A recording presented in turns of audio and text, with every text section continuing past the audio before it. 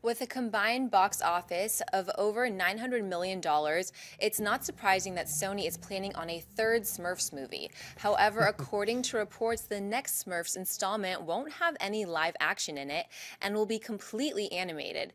Jeanette, buy or sell the next Smurfs film being completely animated? I'm going to have to completely sell this, is what I'm going to have to do. I'm not a Smurfs fan, so I'll just be honest straight up. I didn't see Smurfs 1.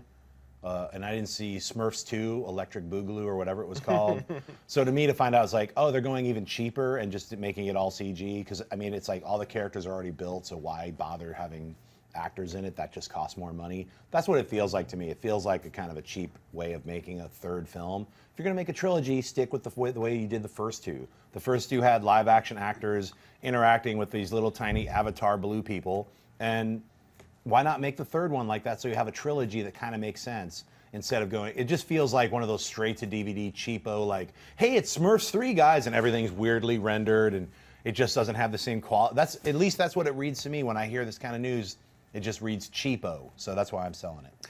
I'm going to have to disagree with you on this. I'm actually going to buy it. Now, I very shockingly liked the first Smurfs movie. I found it really charming. I loved Hank Azaria as Gargamel. Right. For me, it worked. And a lot of people didn't like it. That's fine. Smurfs 2, I'd rather not talk about. That was not such a great thing. Was Gargamel in it? Yes. But here's the thing. The reason I like this move, well, from a business point of view, let's talk from a business point of view, then from a movie fan point of view. From a business point of view, this thing made nearly $900 million between the two films. Obviously, you make another one. Right. From a film fan point of view, going back, I think going all animated is the right move for them because growing up and watching the Smurfs when I was a little kid, that's what it was. Mm-hmm. It wasn't the Smurfs interacting with the real human world. I'm actually kind of curious and happy they're going to take it back to a Smurfs universe and go all animated. And Sony Animation's done a terrific job from a technical point of view. They've done a terrific job with this property. It's always looked very good. And I think going back to full animated, the way the Smurfs are meant to be, we've already had 2 adventures in the real human world. Go back to its roots. I like that move. It will probably be a hot, steamy mess.